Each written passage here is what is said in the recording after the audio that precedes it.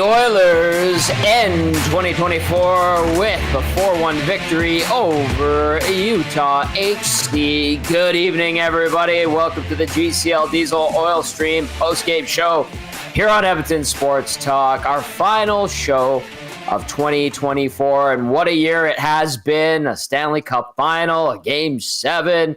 Oh boy, a roller coaster ride of emotions, and we've been so honored to be right here with you the whole way through. And without further ado, myself, Tom Gazzola, and Hernan Salas with you.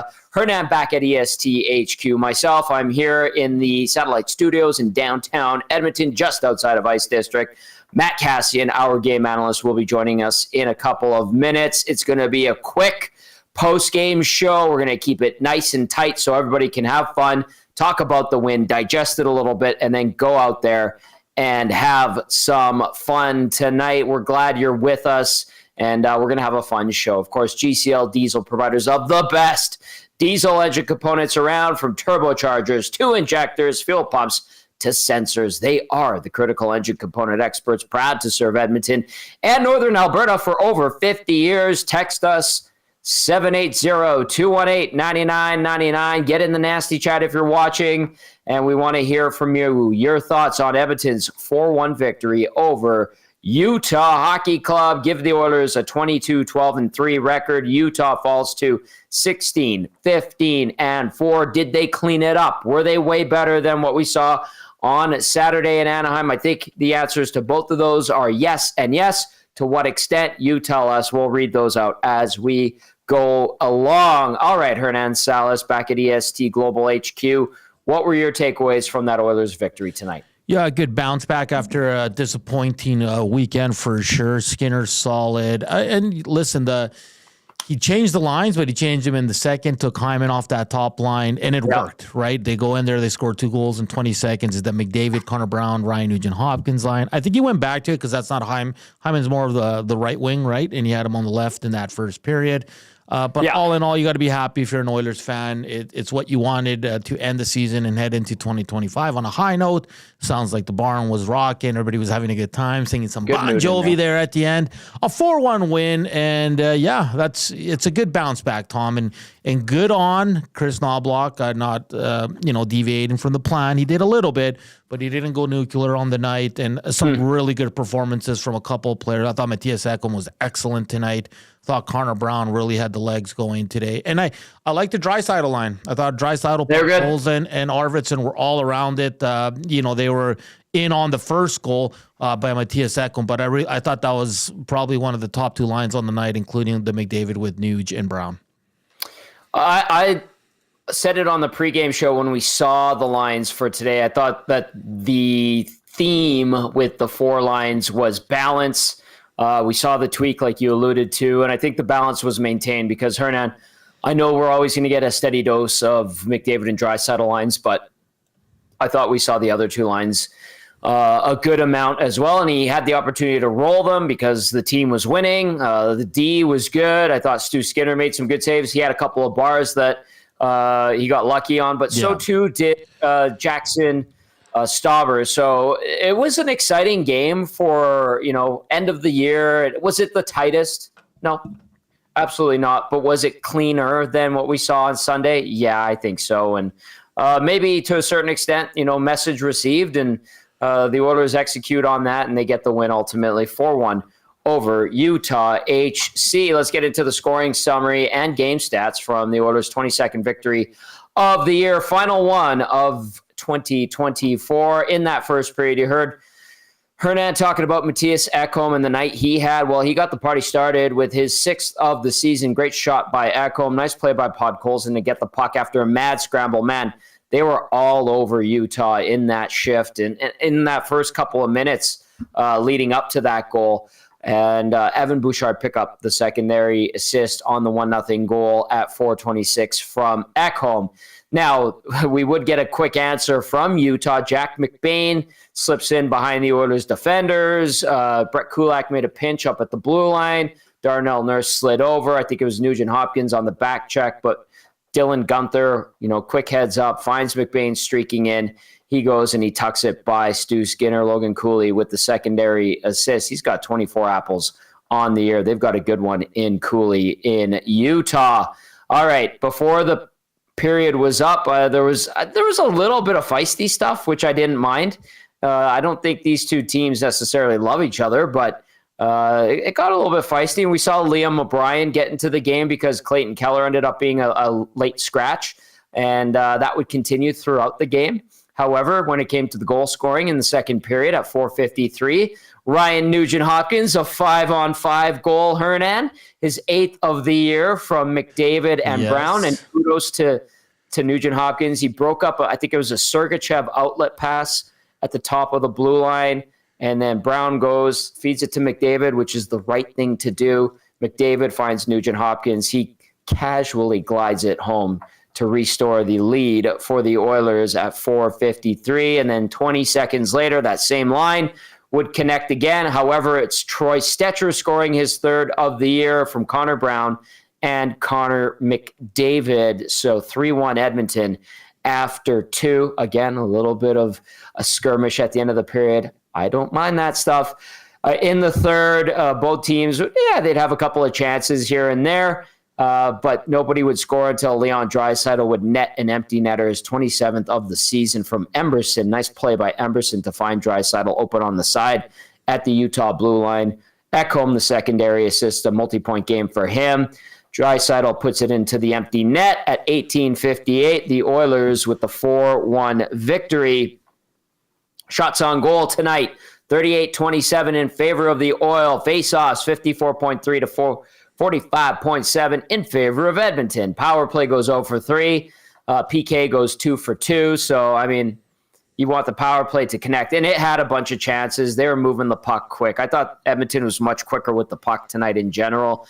The PK gets the job done. So, overall, I think an acceptable night when it comes to special teams. The hits tonight, 15 for Utah, just 4 for Edmonton. Block shots, 14 for Utah, 12 for the Oilers. Giveaways, Utah with 26 officially, Edmonton with 13. Edmonton ends up with 7 takeaways, and Utah with 3. 4-1 is your final. Nancito, should we get to some texts? Yeah, I like this one from D-Rock. Maybe the Oil have something with Hyman on the 4th line. Don't expect that to last. D-Rock. Don't go there. Come on. Hyman's everybody's favorite. I think balance. Balance is the theme with the lines tonight. Jeff Skinner over 10 minutes tonight from Grandpa Dave, going to need some post-game oxygen. That's a solid fist pump right there for Jeff Skinner, getting over 10 minutes. And good on him. He got a little feisty, took a penalty. He was a lot more noticeable, so I'm not too worried about Stuart Skinner. The Oilers now 12-3-1 in their last 16. McDavid and Connor Brown connect to something we were all expecting last year at the start. Tommy, remember? Yeah, we do. We remember. It didn't work out that way, but it's just a solid bounce back for the Edmonton Oilers. McDavid and Draisaitl on heaters as well as they keep climbing. Well, I mean, Draisaitl leads the league in goals. He's got I think he's still 5 back of McKinnon. I think McKinnon had 1 apple today, so he's still chasing him for the league lead in points for the NHL. So yeah, all in all, Spicy Tuna was in there. You know what's fascinating? Because they were like, it's only his 4th game or something. So I looked him up. I'm like, was he injured? No, he's just been a healthy scratch. Healthy scratch. Liam O'Brien, he's a tough SOB too, man. Yeah, he was trying to go at it with a few guys, but there's not a lot of guys on the Oilers that can take on Spicy Tuna. So that wasn't. What a name. Hey, I got a question. Jack McBain, wasn't he a defenseman? Or am I losing my marbles? I don't think so. Has he always been a forward? Are you getting confused with like the McGinn brothers? No. I'm just going to... Because in Arizona, wasn't he a defenseman to start? Not that I can recall, and he scored a nice goal tonight. So yeah, and I see. I don't think it's like a Brent Burns situation where they slide him up and down, or even Andy Sutton. I think McBain or Struddy. Right, Struddy. Oh yeah, Struddy. Yeah, that's right. Forgot about how dare I forget about Jason Struddy? I have his jersey sitting up in my studio here. I might be wrong. I don't know why. I'm confusing him with someone. Okay, never mind. Move on. Jack McBain was never a defenseman. There's a bunch of brothers. Were they the McGinns? The McGinns, maybe? Or were they the McBains? That there's like 2 or 3 of them, and one was a D-man, one was a forward. Obviously, we're not recollecting this. Scotty knows on the nasty chat. Tommy, sorry, says different McBain. Okay. Different McBain. Okay, good. We clarified that. Raj texting it says, "Can you explain what the rules are and what he's doing to not comply in regard to Draisaitl getting booted from the dot so often?" Raj, I thought about that numerous times in recent weeks. I think the linesmen, A, don't like him. B, I think he's trying to do everything in his power to get an edge, and it gets him tossed very often from faceoffs. I think it's a combination of that, whether it's like not putting his stick down at the right time, encroaching too much, yapping at the guys. And I'll tell you this is just a pet peeve of mine, but the linesmen piss me off with the way they drop the puck. That's just a quick aside. But yeah, Raj, I think it's a combination of those things. Let's get to Shaggy Insane Albert with his breakdown before Cass hops on. Shaggy says, important is that the Oilers stop the losing streak from getting past 2 games. The Oilers let the game stay closer than it should have been. No killer instinct. Game was in doubt until the last 5 minutes. Goalie Skinner played very solid. The Wave had to show up with 5 minutes left with still only a 3-1 lead. Like the players, they think the game is over with the 2-goal lead. Could have at least waited until the empty net goal. Another game where the Oilers made it harder than it should have been. Utah on back end of back-to-back. Arguably their best player in Keller pulled from the lineup after their pathetic effort against Anaheim. This should have been 6-1 and over by the end of the second. Shaggy not letting off the gas. Shaggy and St. Albert. I'll say this. Reed Wilkins and I were sitting up top and we're like, they need to get that 4th goal. They just need to get that 4th goal. And we're saying this middle of the second period after they got the 2-goal outburst in that 20-second span.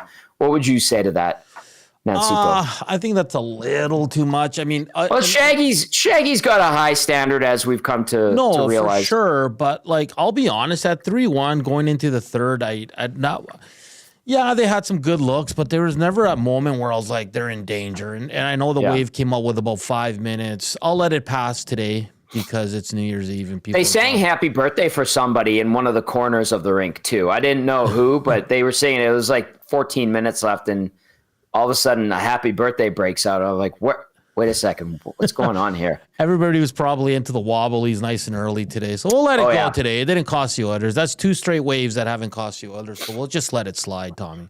I'm not going to lie to you. I don't get it with the Wave, but I don't either, man. You pay big bucks to go to those games. You want to have fun, and the Wave makes it fun.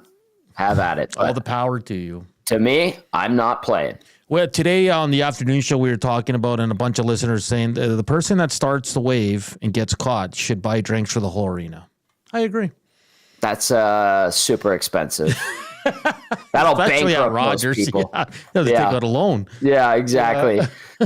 Troll getting into the action. Troll texting in. Glad the Oilers won tonight because that Canadian team is dog bleep. What did I miss? I didn't keep tabs on the game. Did they lose? They lost 4-1. A lot of penalties. No 5-on-5 goals against, again, for Team Canada.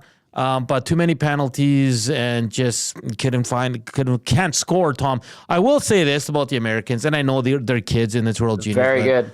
Very good team, but their celebrations were a little like too much for my liking in a round robin game. Like, it's chirping the benches and chirping the fans, and like, I don't know. I saw a few media members also allude to it as well. It's like they might be getting a little ahead of themselves here. A great game by them. They deserved it. They know they're good. I thought the celebrations were a little excessive for a round robin game. And it's a huge game. I get it. Rivalry. But we'll leave it at that. Okay. Well, I'll have to watch the highlights and get up to speed on that. Okay. Keep those texts coming in. 780-218-9999. The Oilers win 4-1 over the Utah Hockey Club to close out the 2024 calendar year. They will kick off 2025 against Anaheim on Friday. Let's get to the turning point of the game. as always, brought to you by Advantage Sports Medicine and Physiotherapy. At Advantage Sports Medicine and Physiotherapy, we treat you like the pros. Our multidisciplinary team includes sports medicine physicians, along with highly skilled physiotherapists, strength and conditioning coaches, and massage therapists. Whether you're recovering from an injury or looking to enhance performance, we treat you like a pro using the same locker room approach trusted by the best in the game. The turning point of the game, it's a 20-second segment that occurred in the second period. It was Ryan Nugent-Hopkins collecting his 8th goal of the season on a nice play by Connor McDavid at 4:53. And then to cap off the turning point of the game, Troy Stecher at 5:13, his third, same shift, same line. Brown with the helper, McDavid the secondary assist. That would be the turning point tonight. I know Shaggy in St. Albert said they needed to get a couple more. I agree with you. I get that fourth one. It took them until a minute left in the game to get it into the empty net, but that 2-goal span in 20 seconds is your turning point of the game. Brought to you by Advantage Sports Medicine and Physiotherapy. All right. Let's get to the breakdown with our game analyst, Matt Kassian, brought to you by South Fort Chevrolet. Upgrade your sleigh with South Fort Chevrolet in December, which ends in 2 hours and 14 minutes. Reserve your 2025 Equinox Trax and Traverse now. They won't last long. They've also got 2025 Silverado Customs with payments starting as low as $199 biweekly. See dealer for details at www.southfortchevrolet.com and go see Daniel, Claire, the whole crew there. They're absolutely tremendous as we welcome in Matt Kassian. Cass, 4-1 victory. We talked about them cleaning some stuff up. Not perfect by any means, but what were your takeaways from tonight's win for the Oilers? Yeah, well, it took them a little bit to really get going, but they stepped on the gas in the second period, and they didn't – I don't want to say they didn't let off completely, but they didn't have a big letdown after that. Like, they kind of were able to keep the ball rolling enough. And yes, they weren't able to put more distance between themselves and the Utah Hockey Club. But I liked how they kind of built on an average first period. They finished up with what I thought was a solid 40 minutes, solid second period, third period. Tom, your big boys were your big boys. Thought it was a good game from Ekholm and Bouchard. In particular on the back end, I thought they had a really solid night. And you close out 2024 with a big win against, yes, a team that didn't have Keller in the lineup, but nonetheless, you found a way to win. And it's not even, I shouldn't even say you found a way to win. You were in control. You were in the driver's seat for most of that game. Like that they did that. Yeah. I don't know if I shared that feeling with you guys where I was like, I feel they need another one. I didn't have that same reaction. I felt like they were in control of that hockey game. Yeah. They knew that they were going to win, and it wasn't like we're going to quit playing type of, we know we're going to win, but it just felt like they were in control. At times, like for peace of mind, Reed and I were sitting up there and we're like, get that fourth one. That's the rationale behind it. I'll stand by it. But to your point, especially when they got the power plays, it almost felt like they were toying with Utah. Is that a stretch, or do you see what I mean by that? Yeah, and I think that's what maybe where that feeling comes from, is like where they felt confident that they were going to win that game. They knew that they had it in them, that they were in control, that there weren't going to be any big let-ups. So I don't want to say they were toying with them on the power plays, but they looked comfortable. They looked like they had confidence that they were going to win. Nanso, what do you got for Cass? Yeah, I agree. Cass, I think you left us on pregame before we got to the lines. You really put him into a blender outside of the second line. But what did you make of the initial lines and then the switch to take Hyman off the top line and go with Nuge, Brown, and McDavid? And it worked because he scored 2 goals in 20 seconds. But what you make of the lines tonight? Yeah, well, I think, he kind of hinted Knobloch, and maybe we should have read into that more on Brown and the success that he has been having, that he was going to get a shot at some point, because he has 5-on-5. He has actually found ways to produce pretty consistently without a ton of minutes. So you going with a little bit of a different look, and I like that line. a little bit of a spark there for that group. I thought Brown played well, and clearly, yeah, it pays off with a couple of goals. So we'll see if it's something that holds up here, but a little bit of a different look to say, hey, we're going to try to get McDavid some more offense, maybe a little bit more speed. Not that Hyman is slow, but a little bit more speed with Brown on there, and a little bit of a different look, and it pans out.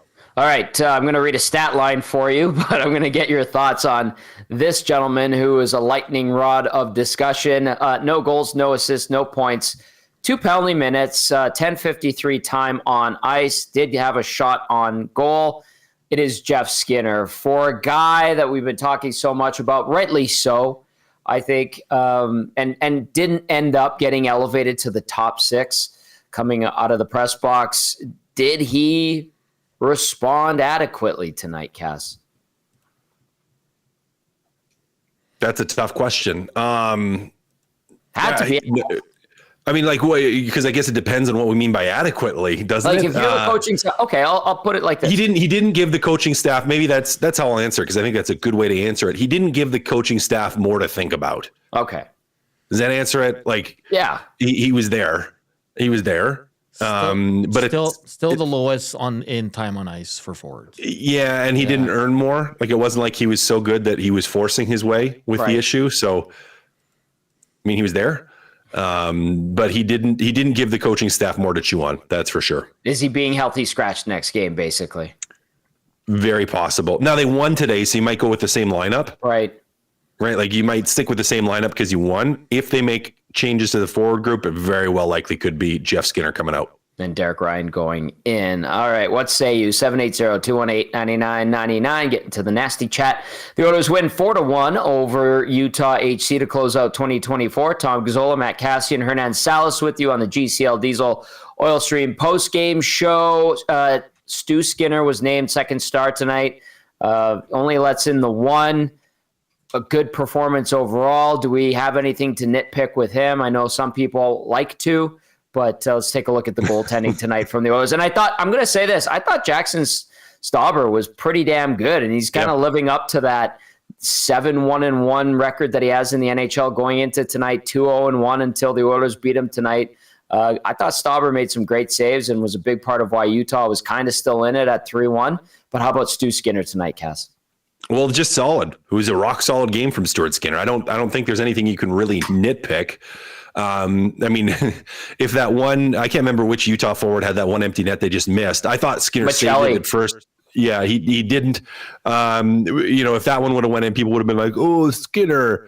But no, he was rock solid, Tom. No big mistakes, no soft, easy goals. Really.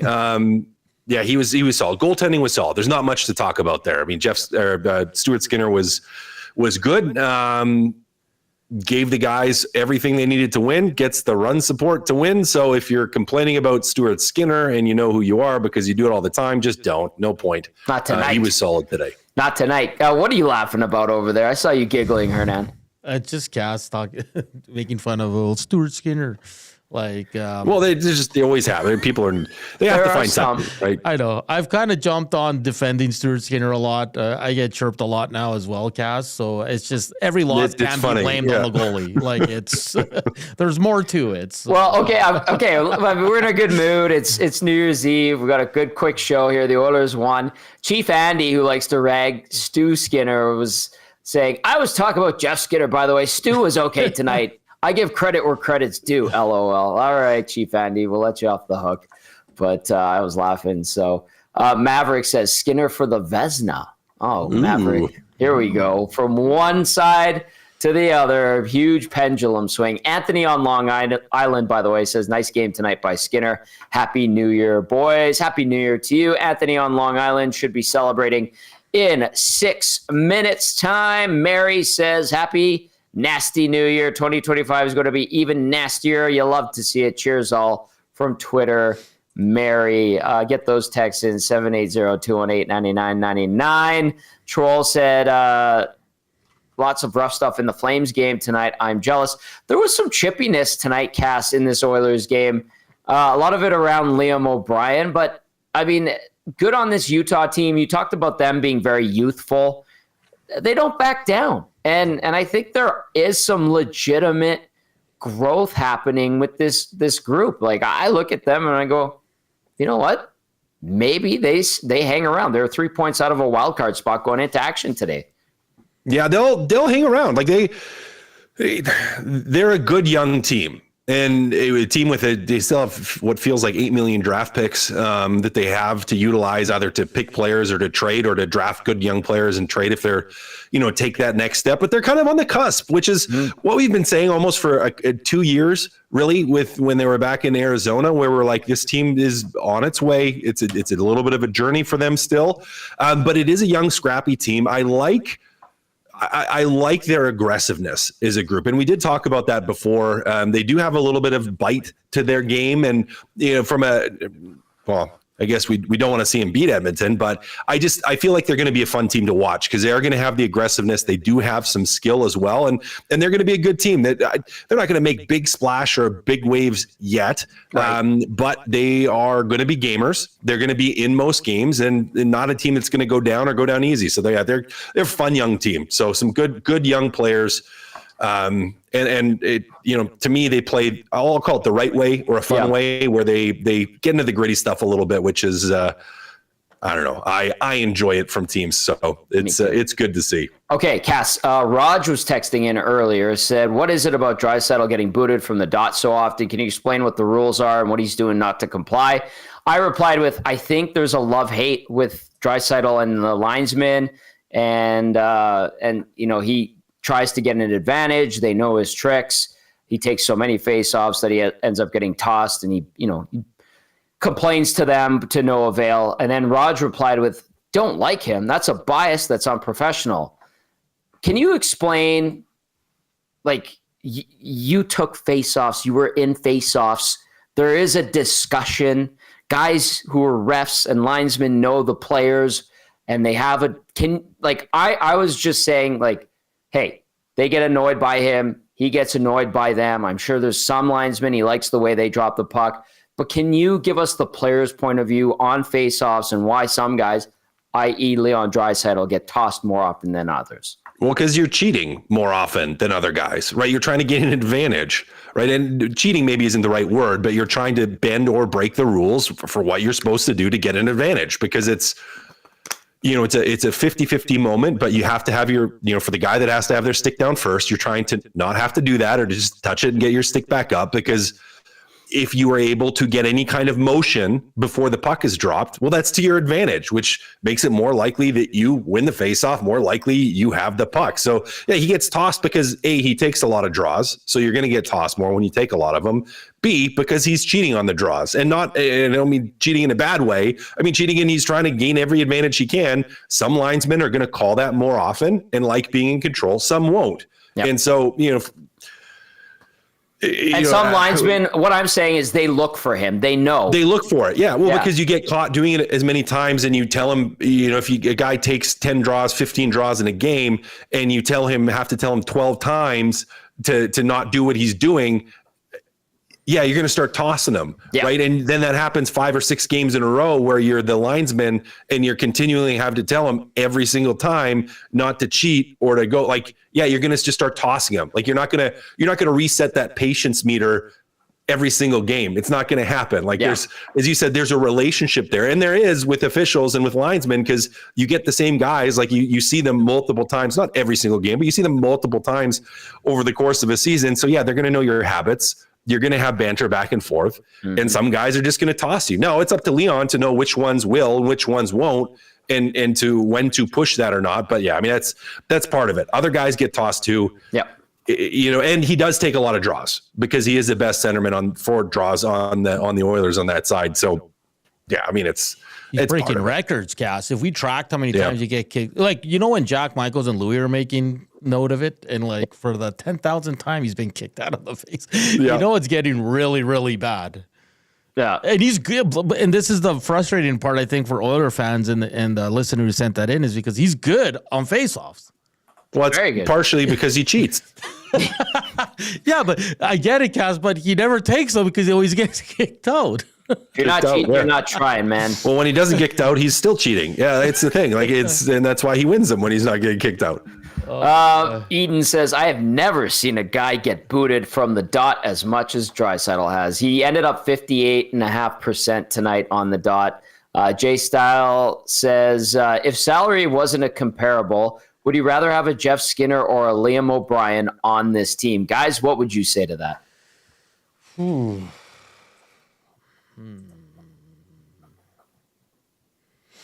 Liam O'Brien, by the way, has just played his fourth game of the year. Yeah, and doesn't bring, like, obviously physical, looking to scrap, but yeah, I don't know. I think the answer is still Jeff Skinner. Jeff Skinner. Yeah, probably. Yeah. All right. 780-218-9999. The Oilers win 4-1 over Utah Hockey Club. They take a look ahead now to the Anaheim Ducks on Friday to close out this brief 2-game homestand. Tom Gazzola, Matt Kassian, and Hernan Salas with you on the GCL Diesel Oil Stream post-game show. It is the breakdown with Matt Kassian. Cass, Friday night, you get Anaheim again. You embarrassed yourself to a certain extent on Sunday in Anaheim on the mom's trip. And then you come back, you regroup with this win tonight. How do you approach Anaheim on Friday to ensure that what you did on Sunday does not happen again? Well, I hope they come out with all kinds of P&V and kind of from the drop of the puck, play with the, not that overconfidence mentality, but the, we're just going to win mentality. Like we're going to stick it to you. And in some aspects, I kind of anticipate that would be the case. Like they're going to know that they gave up 2 points against Anaheim just a couple days ago, and they're going to want to stick it to them and get those 2 points back. Well, you can't really get them back, but not let them get any more of your 2 points, right? So it's, I think a game, not so much a trap game. I know we talk about that and that word gets thrown out sometimes, but I don't think it's that type of a game. I think for Edmonton heading into it, it's really going to be, hey, like let's make sure. Yeah. Right. Like, let's make sure against this group. So I would anticipate you'll see a pretty good Oilers team against the Anaheim Ducks on Friday. Take it away from Anaheim quick, early, and don't leave it in doubt like you did on Sunday. All right. Last one, guys. And last one for you, Cass. It's from Coach Mike. Coach Mike says Draisaitl's now on pace for 59 goals. How close does he get at the end of the season? Happy New Year, EST crew, and all the nasties from Coach Mike. Cass, you go first. It's gonna be close. Gonna be close. I mean, I don't see him slowing down. No. I just can't. I don't see him slowing down from a production standpoint. So he's going to be right there. If he goes, he's on a heater right now. If he keeps this going, keeps finding ways to produce, you could get there, guys, which would be awesome. I stop like. Not these guys can do it all, so I'm not concerned. And I know with Reed we were talking the other day, like, is he having one of his best seasons to date? Like, yes. So I mean, sure, why not? He can probably hit 60 the way he's going, and it's not just power play goals. He's doing it 5-on-5 as well, guys. So yeah, I think he's gonna get close to it, man. And if he hits 60, I will not be surprised. He was second in league scoring heading into action tonight, 6 points back of Nathan McKinnon. He gets a goal. Did he get an assist? I got to double check here. I don't think he did, if you remember. No, I think the goal kept him with that point streak going. Okay, so he's now up to, 56 points on the year in 37 games. Listen, and 27 goals now. So I think if he is like flirting with 60, and like Coach Mike said, he's on pace for 59. I think if he's flirting for 60 or with 60, he goes after it and he gets it. Like, I think those are the guys. And they're going to feed him the rock on the power play. Like, especially if it's kind of solidified from a playoff standpoint where they're going to be, feed him the rock, right? You're going to try to get him 60. Yeah, exactly. All right. Great question. Thank you, Coach Mike. Appreciate that. Cass, how did everything go with the 35 kids? There's a lot of kids. Yeah, it was awesome. Chili was great. Queso was great. Fireworks show by my buddy Eric was amazing. The kids loved it. It was a lot of fun. So we had a good night and had some hockey on too. You know, the kids stayed out a lot longer than I thought they would outside, which was okay. And then they were good when they were into it. It was a lot of fun. All right, big man. Great work this calendar year. I look forward to doing it all over again starting on Friday with you. Have yourself a lovely night. Happy New Year, Cass. Happy New Year, guys. Happy New Year, Cass. That is our game analyst, Matt Kassian, with the breakdown, brought to you by South Fort Chevrolet. All right, get some texts in, 780-218-9999. Nasty chat, do your thing. Get your questions in or your comments that you'd like. We'll read them on the air. And now it is time to get to the Damon Bunting Remax Elite Player of the Game. Damon Bunting is a consistent top-producing realtor in Greater Edmonton, of course, and among Western Canadian Remax realtors. He and his team would love to help you find that right home or make the move from your current home. Community-driven, he understands what it takes to make a difference in our city. Check him out, DamonBunting.com, or visit his Instagram at Damon Bunting Real Estate. Hernan, the Latino Heat, Salas, take it away. Yeah, it's got to be, I think, one of the fan favorites here. Since he was acquired at the deadline a few years ago, he's been an absolute rock. Matthias Ekholm was fantastic tonight. Scored the first goal on an absolute beauty shot. Had an assist, +3 on the night. Led all the defensemen in ice time with 23-19. He had 2 shots, 3 blocks, and 0 hits, though. But he was an absolute rock. So for tonight, on the last day of 2024, the Damon Bunting Remax Elite Player of the Game is the Viking, Matthias Ekholm. Yes. Scored a nice goal to get things going tonight. Great vibe in the building, I have to say. Everybody was in good spirits. Nanso, I was saying, hey, people dress nice on New Year's Eve, obviously. Yeah. Fancy night, and the ladies looking good, guys looking dapper. It was a really nice vibe. I know it's cold out there, but people want to go and have a good time. And I know they had the concert in Ice District, and hopefully in the plaza, people made it out for the. I think a couple of country artists are going to be out there and are probably going right now all the way to midnight and beyond. And man, I don't know. What's the plan for you for the rest of the night?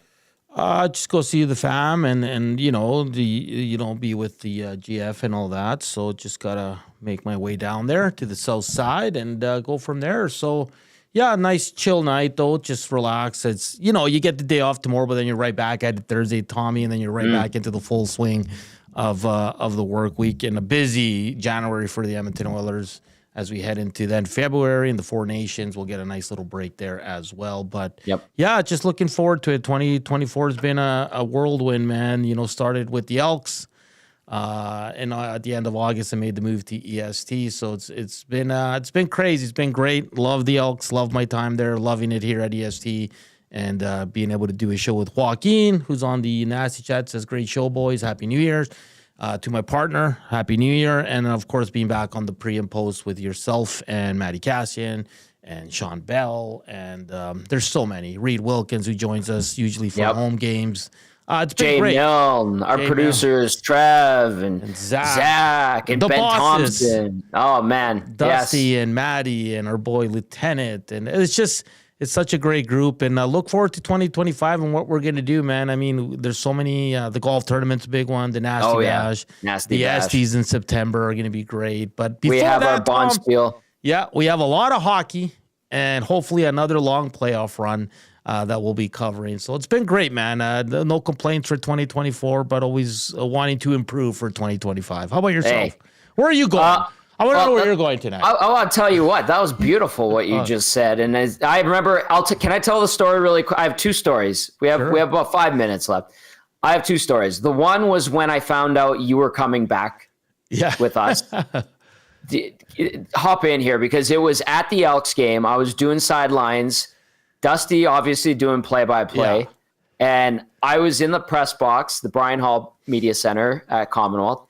And you were just walking in, and Dusty was coming up from the play-by-play booth, and I was like caught in the middle.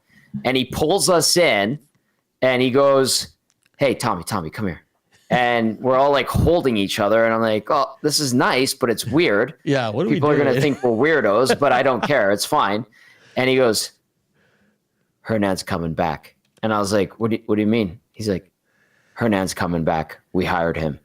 And I looked at you, and I was like away from the Elks? And you're like, "Yeah, man, I'm coming back." And he goes, pre and post game, he's back. He's going to have his own show. It's awesome. He's coming back. I was like, what?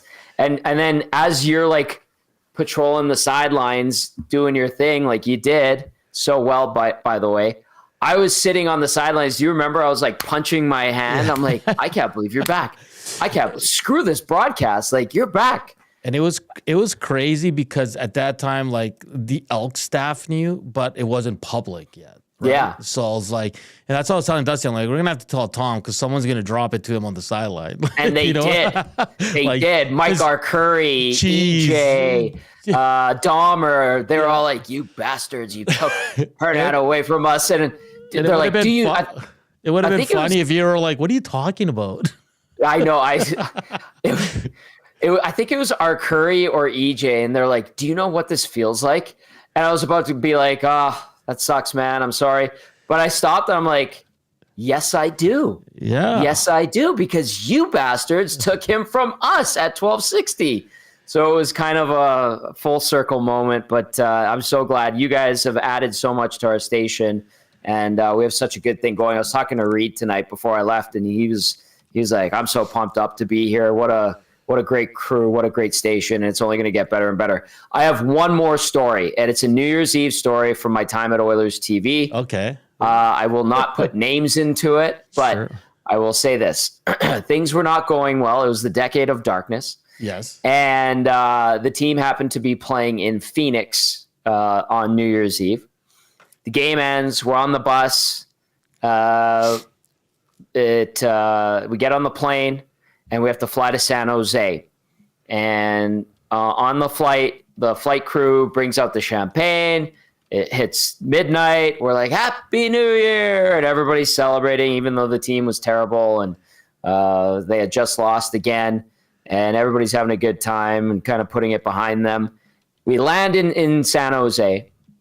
We're driving on the bus. And guess what? We gained an hour. Oh. So all of a sudden, it's midnight again, and we're on the bus. And we happened to grab a bunch of beverages on the media bus. And we were just crushing drinks. And so we went, Happy New Year. And then sure enough, like San Jose, we didn't set up anything. We got in there probably like to the hotel, 1 o'clock, 12:45 at the earliest. And we're like, okay, hey, let's have a party. We've got this whole floor, media party. Anybody who wants to come can come. About an hour in, one of the players shows up.